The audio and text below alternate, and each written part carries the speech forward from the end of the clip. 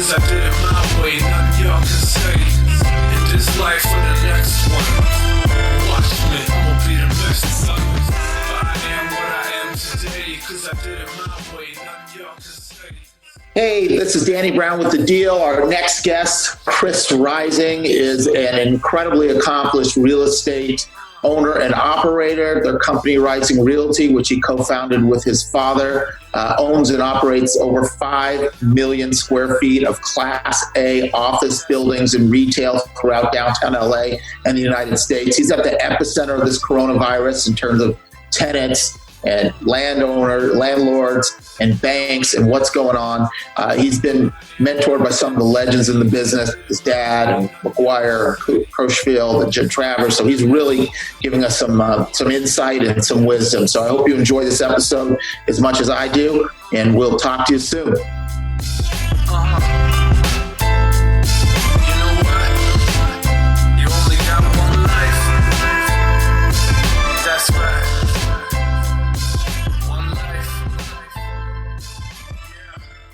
Good morning, everybody. Welcome, Chris Rising, to The Deal with Danny Brown. Chris, great to see you. Thanks for joining us. How you doing? Are you safe and healthy? Doing wonderful, thanks. You know, our kids are figuring out how to do this home quarantine. My wife, who works at Gensler, is working from one part of the house, and I've been relegated to the kitchen. But it's working out okay. That's okay. We're safe and healthy. You got to make sure, though, before you open the refrigerator, you got to bust out 20 push-ups each time. That's right. Just like you did at Duke, right? That's right. Back in the day. Yeah, so I got to give you a shout-out. A college football player at Duke, major props. Jim Travers says hello, so I'll say, and I'll bleep out anything else he said, but he sends his best. But I wanted to get you on today, give people some context. You own and operate a ton of Class A office buildings downtown LA and through the United States. You've been in this game and seen many cycles up and down for decades. We've now entered this new normal of coronavirus. Why don't you, before we get into your personal story, why don't you just give us a little update or a big update on what is really happening now with tenants, landlords, lenders on the commercial side? And if you could speak to that, just to give us an idea of what's happening in the real world. Well, the real world is very scary. It is. I'd love to give a lot of green shoots and optimism out there, but look, the entire economy is shut down. This is a forced taking. I'm not saying that's wrong. It's for our health, but this is a forced taking of everything for everybody. We're not allowed to leave our house. We're not homes. We're not allowed to earn a living. We're not allowed to really do anything. And so that is dramatic, very dramatic. And I think what's happening right now is we're about a month in. I think people have gone from panic and fear to a great trust or hope. I hope it's a trust that the government is going to fund the way that they said they would. We've been approved for a PPP loan. We've encouraged every tenant of ours to go for a PPP loan because this really is a grand taking, and we haven't gotten the money yet, but we've gotten approved. And I think people right now are saying, okay, look, if we do our end of the bargain, which is to stay home and stay safe, the government will basically take the second quarter of the year or half of March and April, May, and June and just say, we're going to fund it. And we'll start again in July. And that's basically what we see happening. The thing about the PPP loan is it allows people to get their salary, so they should be able to pay their mortgage, they should be able to pay their rent. And it gives businesses money to pay their commercial mortgages or their commercial leases. So, you know, what we've seen here, we're at April 10th, and we're looking at what we've received in rent across our 5 million square feet. And we have about 85%, maybe 82 to 85% of our tenants paid. And when you really drill down into that, it's the ones you'd expect who are having the most trouble. It's the sandwich restaurants. It's the sundry shops. It's the kind of retail around office that really demands that there's a huge office population. Yes. All of our buildings are open. It's not our call to say what's an essential business or not. So I am so appreciative to our security people, our security people, our property managers, our engineers, our janitors, the parking attendants who are there, because they're at the front line. And we have buildings that have healthcare workers in them. We have a lot of things going on. And I will also say that the construction side is still open, and we are still doing TIs and following all the rules. They give the city of LA a lot of credit. They come by our job sites all the time. And, fortunately, all of our contractors are very professional about it, keeping people 6 feet apart, no more than 10 people on a work site. So there is some life. But I think we need to do what's right for the global community, which is to get rid of this virus. And I think the government's basically going to say, we average about $5 trillion a quarter in GDP in the United States, and they're basically going to give $4 trillion of that back to us. Wow! Just so we can start over in July. And my biggest concern is, because I know how I'm feeling. I bet you're feeling the same way, which is I am just itching to get back out there. Yeah. My biggest concern is we do it too early. So I want to be safe and be careful, of course, first. But we're all dying to get back to work, to do what we do and support our families and connect. So let me ask you about these PPP loans. Are these going to be deferred payments, or are these going to be forgiven loans, or is it dependent? Well, okay. So the concept really is that they are loans that at least half will be forgivable. My personal opinion is that as long as you follow the rules and you do not terminate people. And it's a little murky exactly how the rules are going to be defined. Can you hire people back within a certain amount of time? How far back does it go? Does it go to February? Yeah. But the concept really, I think, is that these will be forgivable loans eventually. So a lot of people, I think, at first were like, do I really want to take on more debt? Right. And my view and our company's view is, look, we can't be left holding the bag. As our revenue goes down, because our business is really a percentage of the revenue that comes in our building. So as that revenue goes down, I have really no choice but to furlough or fire people if I don't have the money to pay them, because it's coming from our tenants. And so we felt strongly that we were going to participate, and we have. I'll tell you, and this is probably not a surprise to any of your audience who runs a small business, the big banks have just been terrible with this. And I think the result of all the regulation in the last cycle, you didn't want to be with a small business bank because the threat of them going under. So you went to all the big banks, the Wells Fargo, the B of A's and those. And then now in this cycle, we do all of our business with Wells Fargo. We used to. All of our business with Wells Fargo, and we can't get a PPP loan through them. All of our deposits are there, all of our payroll, and they didn't bother to call and tell me. On Friday, a week ago Friday, my CFO, my head of finance, was staring at her computer. Okay, when's the portal going to open? Didn't open on Friday. Saturday, up into the banking hours, didn't open. Guess what? They opened it Saturday evening, and by Sunday evening, they closed it. Oh, wow. And I called everybody at that bank and said, how can you do this to us? We're a good customer. And all I got was sorry. Then they reopened up at Wells, and she was on 2 days ago. We got a call saying, hey, if you get on at 1, it'll be open. She was on there from 1 until 6 o'clock, hitting refresh. And when it finally opened, it was just an expression of interest. So, fortunately, through my relationships at YPO and others, I got recommendations to go to other banks.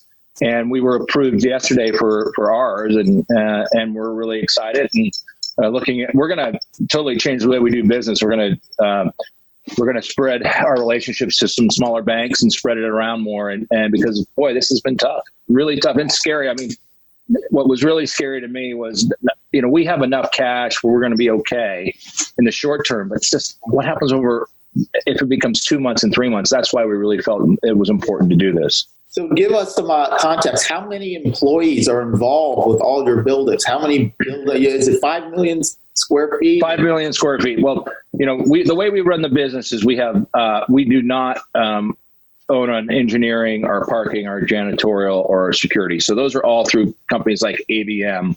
So it's kind of white label. They're outsourced. But our company is 34 people. And it's a mix of accountants, acquisitions people, asset managers, and property managers. And, we're pretty much a family. And, we've gone through every scenario in terms of salary reduction, how we're going to deal with this. As I said, we do have some good, we have money on our balance sheet, but we're not going to be left fighting a battle with one arm behind our back. Right. And you are one of the fortunate companies. You've run a very successful, conservative business for a long time. I mean, a lot of businesses are on the edge going into this. You guys are not. That's curious to see what's going to happen to those companies. But other than the 34 people, I got to think in 5 million square feet, the ancillary of jobs, the hundreds and hundreds of jobs of people that you guys are supporting is significant. It is. And that's one of the things we try to remind our tenants, a lease is not an option to pay. A lease is a commitment. It's a legal commitment to pay. Sure. And I understand that things are tough, but when tenants choose not to pay, that translates down, and then we can't pay people on our job sites at our projects. Yeah. And so it just trickles all the way down. And I've heard some horrible stories and of how sad it is to hear about businesses that are struggling, but there are government programs available, and people should access them. Because as I said, I think we're just going to say the second quarter of 2020 is just a wash. I mean, it's interesting. A few months ago, moderate conservative Democrats and every Republican I knew was so concerned about Bernie Sanders being elected president. And look where we are. I mean, we go through this crisis, and that's where we are. And that's what government's supposed to do, by the way. That's why we have government in these kind of crises, to step up. Yeah, the safety net. Well, how would you compare this? I know we're early on and it's, or a month in, but how would you compare this to the 2008, 2009, Great Recession, where it was systemic bank situation? This is a health crisis, kind of more like a natural disaster, so to speak, on a large scale. But how would you compare it? What similarities or differences? Well, let me say this. I'm fortunate to have a close relationship with my father, who's going to be turning 80 this year. He's seen every recession since the 70s. I've seen. I got out of college in '91, and that's when the real estate industry had taken a huge dive from like 90, 91 to 95. So I saw it then. I was there for the tech wreck. I was there for 9/11. I was there for the global recession, the financial crisis, and they all share certain things. Number one, the fear that everything you've worked for is gone in just a snap of your fingers. They share the drumbeat of different economists' theory on how you deal with a crisis. And they all share this genuine uneasiness, this malaise, as I remember Jimmy Carter talked about in the 70s, but this malaise, all there. Where this is different, and is that there isn't a finger you can point at businesses. We may want to talk about what government should or shouldn't have done. That's not for us to talk about right now. We need to get through this crisis. But there's no poster child of egregious behavior here. And I think when the government says you cannot leave your home, it's something we've never experienced before. Sure. And so I think that we should have the government bailouts, even though I was watching CNBC yesterday, and the gentleman from Social Capital who thinks the airline should just go under. And I don't agree with him. And I don't have much empathy for the billionaires losing money either. But I just don't think, I think if we point fingers right now, we're never going to get back to normal. So let's just absorb it all as a globe, as a country. I think I'm I'm an optimist by nature, but I'm pretty pessimistic on how this, I don't believe it'll be a V. I don't even believe it'll be a U. I think we'll get a lot of money into the system, and then we won't have any other levers to pull when we get back to work. And it's just going to be people showing up every day and going to work and working hard. I don't think we'll have a big boom after this for a while. I think it's going to take a long time for people to feel comfortable coming back to work. I think it's going to take a long time for generations to get over the idea that they were almost left with nothing. And so I'm a little pessimistic on the back end, but I'm really optimistic about when I see these frontline workers and these doctors. And, hopefully this will drive our society back to believing that science really does matter and facts matter. Yes, that's one of the silver linings. I also think a silver lining is the community factor, that people are realizing that we're all tied together. You're not just on an island by yourself, and to respect and appreciate these first responders and the people that are out here every day under normal circumstances helping us out. So I think that's a lesson that we all need to take seriously. So are you feeling that this will turn into sort of the lost decade, similar to Japan? I'm a little concerned. That's for sure. I think that this would go one of a couple ways, but I think, look, if you look back at the Great Depression, the 1920s, everything was great, but there wasn't a ton of innovation. The 1930s was a horrible, horrible decade, but there was tons of innovation. And so what my hope is, and that would get us out of a decade of just malaise and such, is innovation.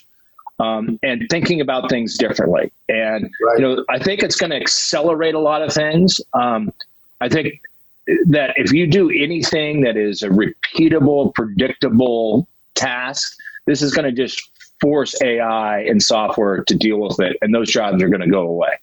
And so it's just going to speed that up. And the question is, what new things come on? There's always new things, new jobs. I mean, who would have thought, you could teach guitar to someone 1,000 miles away, and you can now via Zoom and get paid for that service. So I think there's lots of jobs. Yeah, lots of jobs that are come out of it. And that's my hope, that if there's any green shoots out of it, is that we're going to have so much innovation. I think we're going to have a ton of innovation around life science. I think this just showed how ill prepared we were to deal with something like this, this pandemic. And I think people are going to be thinking ahead. So those are some things I think could be good things that come out of it. But right now, we just got to get rid of this virus, and that's the number one thing. Everything else is just kind of hopes. Yeah. You think, from what you're hearing and reading and seeing, that we will be out of this shelter in another 30 days or 60 days? Or do you think? Yeah, I don't know. I will refrain from making any predictions. What I would say is, I think a lot of people are becoming epidemiologists, amateur epidemiologists, and trying to make that prediction. Yeah. I think everything I've heard from the city and from the state is we can expect to be in lockdown through May. So yeah, it's seeming that way. All right. Well, look, that's enough of the coronavirus. You're not a scientist. I'm not a scientist. Let's get into some fun stuff, some positive stuff. Let's talk about Chris Rising. You've been in this business for decades. Your father's been in this business forever. He's a legend in the business. Why don't we go back? You grew up in LA. Tell us a little bit about where you went to school, how you got into real estate. Were you a lawyer first? I was, but I had a little circuitous route into real estate. I grew up in Glendale. My dad moved to Glendale in 1954. His father was the head engineer for what was the Statler Hotel, which we all now know as what was torn down and then rebuilt as the Korean Airlines building. Okay. And my father went to Glendale High School and went to UCLA on a football scholarship, and then UCLA Law School. And he started his career as a summer intern at O'Melveny and Myers in the building we now own, which is the Trust Building on 4th and Spring. And that's in 1966, where he did his summer. And his mentor there was the former Secretary of State, Warren Christopher, which is why my name is Christopher, because he was my dad's mentor. And we grew up in Glendale, and I have fond memories. My dad was very heavily involved in Democratic politics. He was John Tunney at 27 years old. My dad was John Tunney's campaign manager for the Senate in California, which John won. John was the son of the boxer Gene Tunney. And then in 1973, he was the chairman of Tom Bradley's campaign for mayor. And Tom became the first African-American mayor of a major U.S. city. And during all that time, he was also started to work in real estate. His first job, really senior job in real estate, was taking over Coto de Casa, which was as a result of the Pennsylvania Railroad bankruptcy. That was pulled out, and he ran Coto de Casa, and Coto was Portuguese for land of the hunt. And I remember going to Coto de Casa in the early 70s when it was like you drove and it was just going out to the country and eucalyptus trees. And he did two things at Coto there. He brought in the Vic Braden's Tennis College so that they had a destination. And he did a water deal and an easement that connected Coto de Casa so you could have a freeway access to the 5 freeway. And because of that, I still blame my dad for the Housewives of Orange County. There you go. He hadn't done those things. He hadn't done that. It is. But then history. Yeah, I got to watch him do later in the 70s, do a lot of deals in Florida, condo conversions and such. And then in the early 80s, he became partners with Rob Maguire and Jim Thomas. Right. And so I pretty much my whole life watched real estate. And what I saw was this, the way real estate development get done was much like a political campaign and much like you do a movie. And it's really, you're putting all these pieces together. You're not doing one specialty. And so I always found that interesting. And actually early on, when I got out of college, I was much more interested in the movie business and either being an actor or a producer. And I think growing up in Southern California, it's hard not to be. Yeah, your looks, you should be an actor. Yeah, right. Yeah, my looks and maybe 40 pounds off. But I was going to say my looks and 40 pounds off, and I might be able to play the fat guy in a movie, is what I was going to say. But you know what happened was my first job. So I went to Duke University. I played football for Steve Spurrier. Football was my entire life. I started at middle linebacker. We won the conference in 1989, played a game. And really up until then, I thought football was going to be my career as a player and then as a coach or something. I had a really tough junior year with my shoulder dislocating a lot. But, I thought there was some, I love football. That was what I was going to do. But it didn't happen because I got really injured. And then I started to realize that if I wanted to be a college coach, I was putting my whole career on 18 to 19-year-old young men, and I didn't want to do that. Yeah. And I hadn't really thought about how you could be a pro coach. But what I did was I came back and I taught at Loyola High School, which was my alma mater. Awesome. And I got to coach football, and I kind of got that bug out of me. And I was looking around, what should I do? And because it was 1993, right in the middle of a recession, going to law school sounded like a good idea. So I went to law school, and I just kind of drifted into real estate. And did about a year with some great mentors. But, being a lawyer was just not for me. Being a lawyer, it takes a lot of discipline to read documents carefully. And, I did that, but I wasn't passionate about it.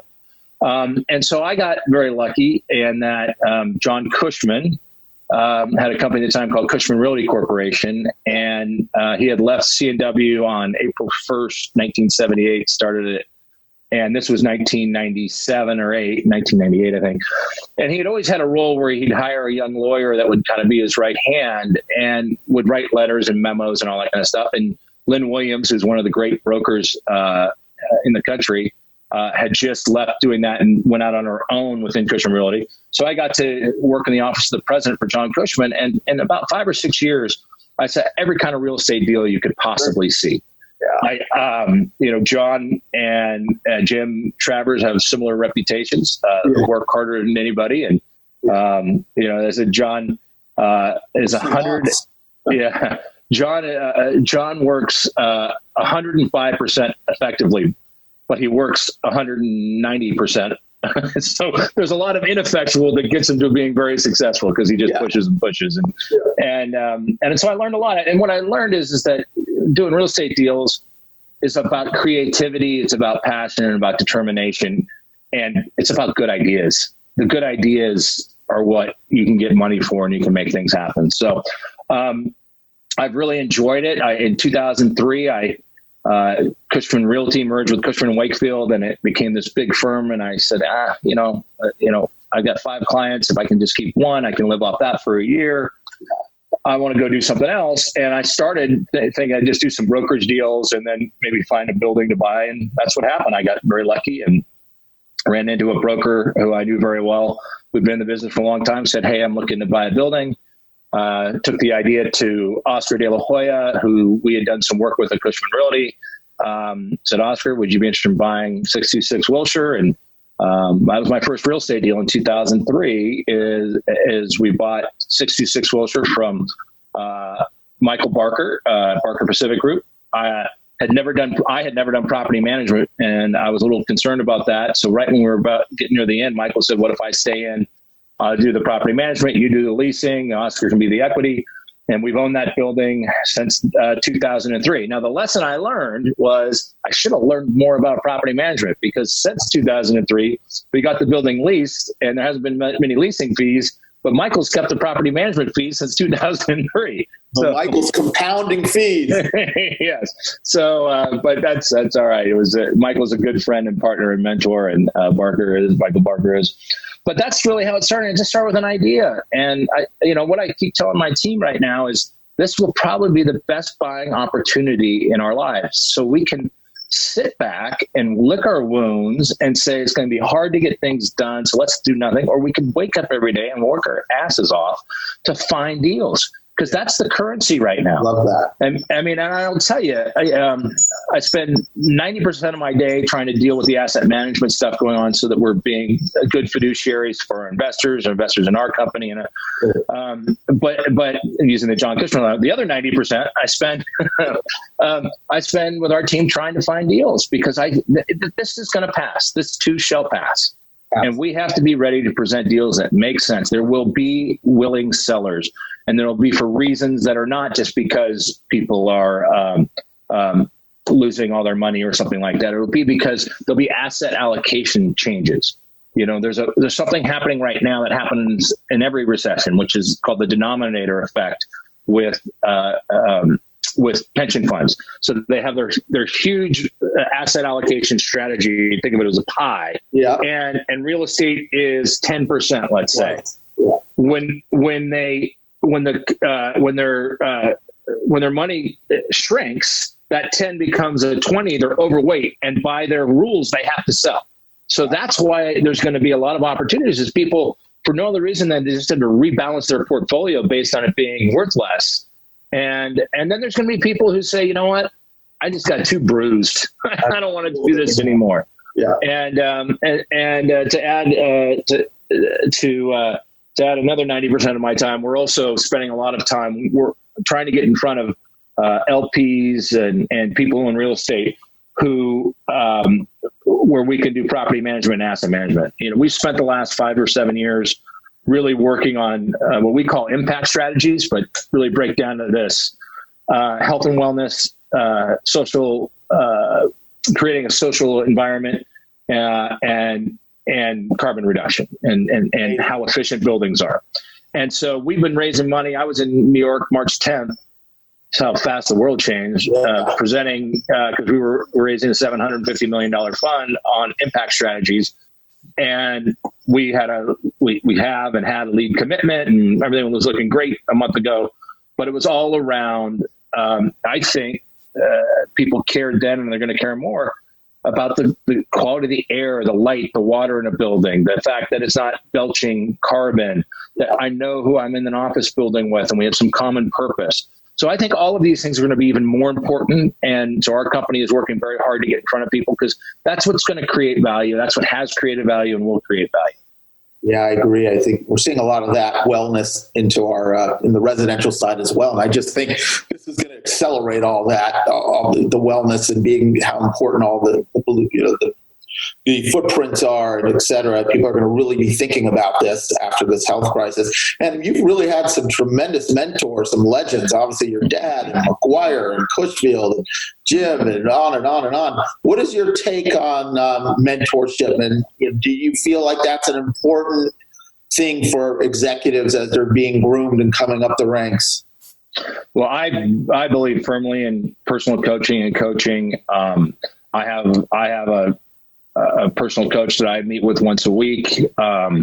I try very hard to mentor our team and our people. I think one of the things that I think makes me very confident that work from home, mobile work is gonna be increased and be good, but work from home isn't going to last, because how do you mentor someone if you're only looking on Zoom every once in a while? It's not going to happen that way. People need the human interaction. But here's what I know about life. Oh, I just lost my light there. So here's what I know about life is that the issues that people dealt with in the Roman Empire, the feelings, those kind of things are just as relevant today. Yeah, I read a lot of the Stoics and so having people who've gone through things that you can bounce ideas off of, things don't change all that much. The technical side changes. If you grew up in the 60s, 70s writing COBOL code, probably not all that relevant. But who knows now, because we're finding out that Connecticut and these other states still use COBOL code. But that's just a technique, but the experiences that people go through, I think mentorship is vital, just vital. And it's the essence of life that's been around since the first people sat around a campfire. And so I'm a huge proponent of mentorship, of coaching, personal coaching. I think we need it in our lives. I say all the time, and my partner, Scott McMullen, teases me. I said, in a perfect world, I'd get to dress like Bill Belichick and just have the same routine my whole life all the time. Yeah. As an athlete, just tell me where to show up. Tell me what to wear. Tell me what to show up. And so I try to structure that into my life. Yeah. Study the film, X's and O's, just execute. Yes. The Bill Belichick life. Yes. So on that note, what sort of lessons or advice, what would you pass on to your younger self? Knowing what you know now, what you've learned now, what are a couple of key takeaways you'd tell your younger self as you were starting your career that would have helped? Well, I'd start with, and it's kind of maybe a little depressing, is it never gets easier. Okay. When you're in the game, you're in the game. And you don't hit some, touchdown, I run through and everybody loves me forever. It doesn't work that way. So you might as well show up and give it your all. That'd be number one. You gotta work your tail off. You cannot do it with the moves.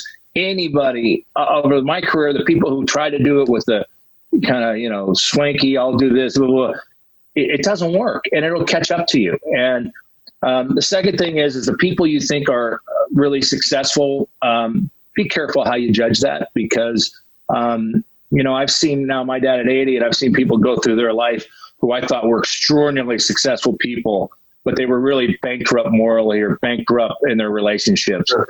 And nobody gives a shit. You can't take it with you. You just can't. Right. And so really focus on being the whole person. And my dad loves a quote, and I'll quote it here, from Warren Christopher, that says, a person cannot be truly accomplished unless they help others accomplish. And that's what we really should be doing here. And so when I give myself advice, the Jesuit being a man for others is something I talk about a lot, and it gives me a lot of pleasure. But I think there's too much when you're young of looking at how people might be perceived as successful. And there's too much of, they got some break I didn't get. Yeah. Or they're so lucky that this happened. And there's too much of that when you're a young person. And really what you got to do is put your head down, get good at some things, and then go out and try a bunch of things and fail a bunch. I have failed so many times in my life. I fail every day, and people are looking to me for answers. Look, what I am doing is bouncing ideas off my father and my partner, Scott McMullen, and we are trying to figure out ways to solve problems. There is no playbook. And I wish I understood that more when I was younger. When I was younger, I thought, okay, when I hit 35 or when I hit 42, the light's going to go on and life will just be grand. Have all the answers. Yeah, it's not the way it works. And I think the people who are still engaged in their 70s and 80s are because they just want to be in the game. But at some point, you don't want, my dad still enjoys getting up and going to work and doing all that stuff at 80. I can promise you that will not be me. What will you be doing? Hopefully reading a lot, writing, whether anyone reads it or not, I don't care. Those are things I enjoy. Yeah. traveling. I'll tell you the one blessing about this time with our family now is as I really come to like my routine of going for afternoon walks. And, Los Angeles, this picture behind me is a drone shot of the 110 freeway. There's Dodger Stadium for downtown. Yeah. And this was from 2 days ago. And it's so beautiful. And so, for me, a lot of what this has done is made me rethink and think about how I want to structure my life going forward. And I think I'd gotten a little bit too much on a treadmill of traveling a lot, trying to raise money and do things. And I was just beat down. And I feel like it's helped me reprioritize a bit. Sure, it helps put things in perspective and value.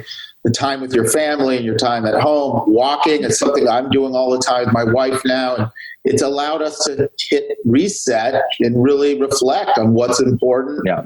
And, there's so many nuggets here that I can pull out. Lessons of focusing and working hard and staying in your lane and not blaming and pointing fingers. These are all such wonderful, timeless lessons that you're sharing. So I really, really appreciate that. Before we wrap up, any fun stories, any fun deals, any interesting stories? Could be Jim Travers, Cushfield. Cushman. Okay, so the first time I met Jim Travers, I was working with as a young lawyer with Michael Meyer. And we were doing a lease negotiation, and I was at literally that stage of my career where I was told to show up with a notepad, write everything down because you don't know what's important, and just listen. And I remember Michael Meyer started, okay, here's what we're going to do. And Jim Travers started with the F word. No, we're going to do it this way.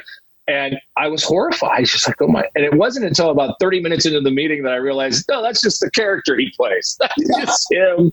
And nobody took offense.